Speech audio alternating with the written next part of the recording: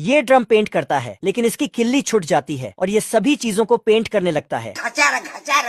इस गाय को भी पेंट कर देता है, मुर्गे को भी पेंट कर देता है और इस सुअर को भी।